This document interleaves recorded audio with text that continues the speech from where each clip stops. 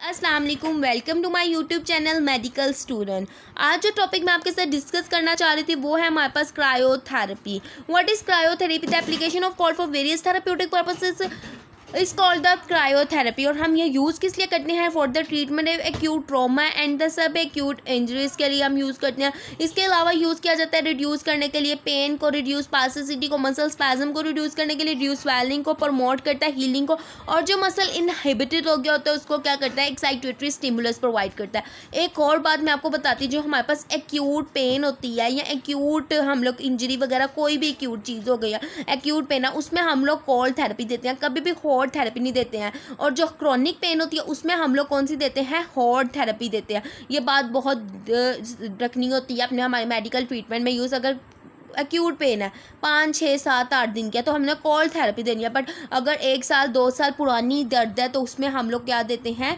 Hot pack देते हैं, hot therapy देते हैं। इसके टेक्निक्स ऑफ एप्लीकेशंस क्या हैं? इसमें वेरियस टेक्निक। सबसे पहले है ice massage. Ice massage technique में हम क्या करते हैं? आइस को प्लेस करते हैं पॉली एथिलीन बैग में और अप्लाइड करते हैं ओवर द स्किन टिश्यू।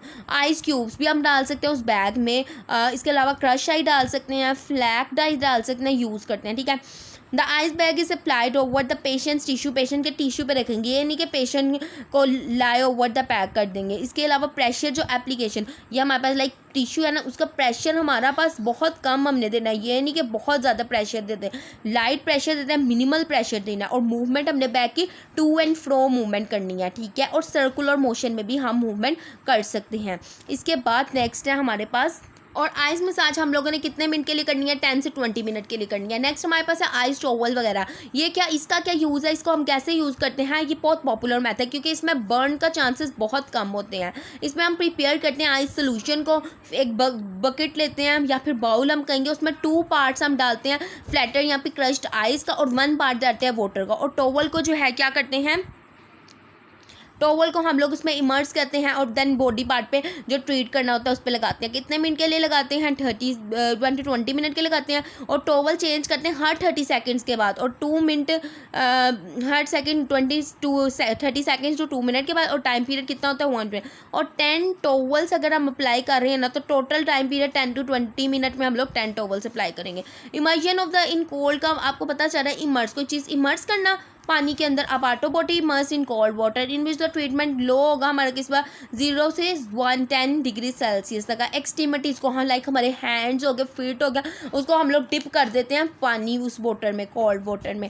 ठीक है। इसके ड्यूरेशन 10 मिनट होता है। हम सीरीज़ में जैसे मतलब निकाला फिर डाल दिया, निकाला फिर डाल दिया, और 20 मिनट इस तरह हम कंप्लीट कर लेते हैं। नेक्स्ट हमारे पास है कोल्ड पैक। कोल्ड पैक हमारे पास में मटीरियल होता है जिसको हम कहते हैं सिलिकेट जेल। ये कोल्ड पैक एक बना होता है जिसको हम लोग जो है ना आर्टिफिशियल, ये मतलब कि प्रिपेयर किया गया होता है। डिफरेंट बॉडी पार्ट्स को ट्रीट करते हैं, डिफरेंट शेप और साइज में अवेलेबल होता है। मतलब कि इस्तेमाल से पहले हम 20 मिनट से 1 घंटे के लिए क्या करेंगे? बिफोर यूज़ उसको रेफ्रिजरेटर में रख देंगे, और ये रीयूजेबल होता है, इसको हम दोबारा भी यूज़ कर सकते हैं। वेपोरेटिव कूलिंग है नेक्स्ट, जिसको हम वेपो कूलेंट स्प्रे भी कहते हैं। कुछ स्प्रे ये आजकल बहुत पॉपुलर मेथड ये भी यूज़ किया जाता है, बहुत इंक्रीज हो गया इसका नाउअडे यूज़। ये हम यूज़ करते हैं स्पोर्ट एक्टिविटीज़ में, एथलेटिक इंजरीज में। कॉमन यूज़ हम करते हैं स्प्रे जो है ना वो फ्लोरोमीथेन और इथाइल क्लोराइड है। ये स्प्रे हम लोग जो है ना 20 इंचज़ 1 फीट अवे रख के जो है ना इसको स्प्रे करते हैं और जेंटल स्ट्रेच देते हैं इसको लगाने के बाद एप्लीकेशन को।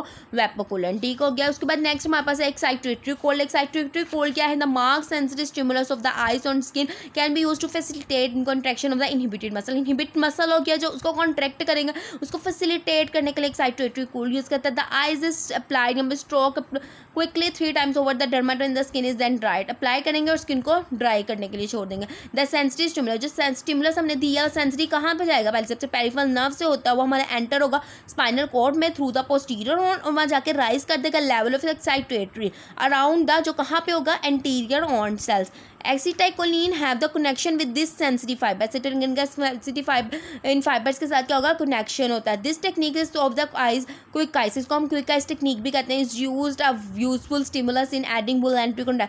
जिससे क्या होगा? एक स्टिमुलस आया, वो कहाँ गया? स्टिमुलस आया वो पेरिफेरल से होता हुआ कहाँ गया? हमारे स्पाइनल कॉर्ड में। किसके थ्रू गया? पोस्टीरियर हॉर्न के थ्रू गया, और जाके उसने क्या कर दिया? एक्साइटेशन लेवल कर दी, लेवल को इंक्रीज कर दिया और कंट्रैक्शन करवा दिया या मसल की। आई होप आपको मेरे इस लेक्चर की भी समझ आई होगी। अगर आपको समझ आई गया तो आपने मेरे चैनल को ज़रूर सब्सक्राइब करना है और लाइक भी करना है और कमेंट भी करना है।